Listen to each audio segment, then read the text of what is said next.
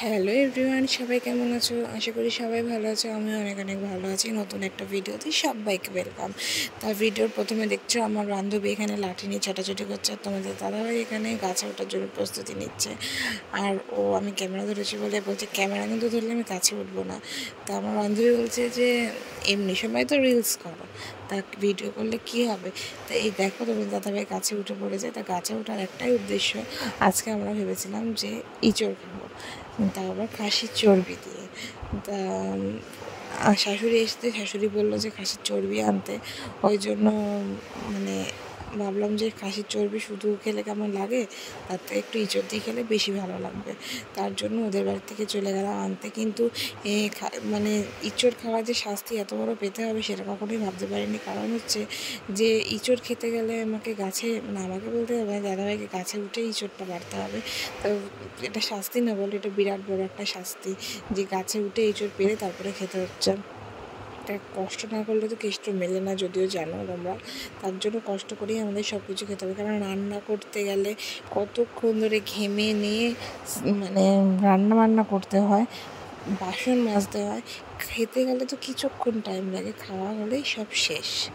কষ্ট হয় না বলো? এবার এই কষ্টটা হয়তো সবাই বুঝবে না, যারা রান্নাবান্না করে দেয় তারাই হয়তো সেই কষ্টটা বোঝে। আগে আমরাও বুঝতাম না, আগে ভাবতাম যে মা এই তো কোনো কাজ কাম করে না, রান্নাবান্না করে। এখন আমরা রান্না করি বলে এখন বুঝতে পারি যে রান্না করতে কতটা কষ্ট হয় উনুনের পাড়ে বসে বসে। যাই হোক, সেসব বাদ দাও। এখন দেখো তোমার দাদাভাই এখানে ইঁচড় পাড়ছে। এখানে পাড়া হয়েছিল 4টে ইঁচড়। 4টে ইঁচড়ের মধ্যে 2টো ইঁচড় আমরা নিয়েছি, 2টো ইঁচড় ওরা নিয়েছে। আর এই দেখো ইঁচড় পাড়া হয়ে গেছে। আর এই দেখো কেমন নামছে, নামাটা মানে হাসিও লাগছে। আর এইবার চলে এসেছি আমরা বাড়ি। দেখো বাড়িতে ইঁচড় নিয়েছি, আর এক নিমিষে আমার কাটা হয়ে গেল। এইবার যাচ্ছি আমি ধুতে। আর যদিও ইঁচড়টা কিন্তু আমি কাটিনি, আমার বললে ভুল হবে, আমি ইঁচড় কাটতে পারি না। আগের দিনে ইঁচড় কিন্তু আমার বান্ধবী কেটে দিয়ে গেছে, মানে যাদের বাড়ি ইঁচড় সে দিয়েও গেছে বা কেটেও দিয়ে গেছে। আর এখানে আমরা চলে এসেছি, মানে শাশুড়ি এখানে বাসন মাজছে আর আমি চলে এসেছি ইঁচড়টা ধুতে। তা পেছনে তোমার দাদাভাই আসছিল, আমি বারবার করে তাকাচ্ছিলাম আর বলছিলাম বাবা কত ক্যামেরা। আমার ছেলে একটা ফোন নিয়ে রেখেছে, মানে ও জাস্ট খেলা করছে, আর তোমার দাদাভাই ক্যামেরা ধরছে।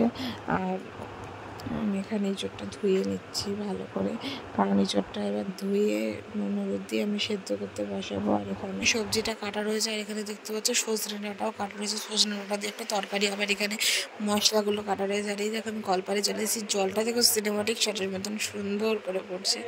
আর এখানে আমি ধুয়ে নিচ্ছি, এই যে বললাম খাসির চর্বি নিয়ে এসেছিলো, সেই চর্বিটা ভালো করে জল দিয়ে ধুয়ে নিচ্ছি। কারণ ওর মধ্যে না লোম থাকে, তো খুব মানে ঘৃণা লাগে, যেটাকে মানে ভালো করে সুন্দর করে ধুয়ে নেব এবার। তারপরে এখানে আমি সেদ্ধ বসিয়ে দিয়ে গেছিলাম নুন দিয়ে, তা এসে দেখি সেদ্ধটা হয়ে গেছে।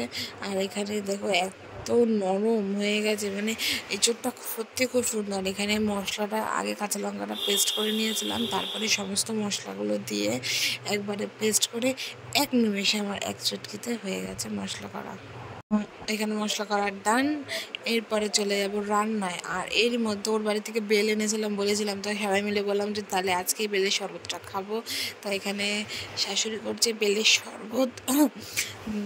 তারপরে এখানে রান্নাটা বসিয়ে দেওয়া হয়েছে। প্রথমে আলু আর তেজপাতা ফোড়ন দিয়ে আলুটা দিয়ে দিল।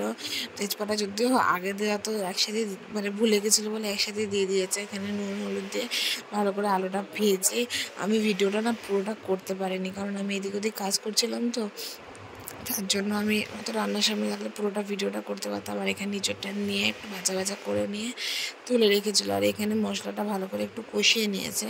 কষানোর পরে এখানে চর্বিগুলো দিয়ে দিয়েছে।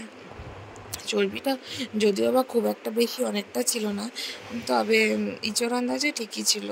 তা এখানে ভালো করে চর্বিটা দিয়ে মাংসটা, মানে চর্বি দিয়ে মশলা দিয়ে ভালো করে কষিয়ে নিয়েছে।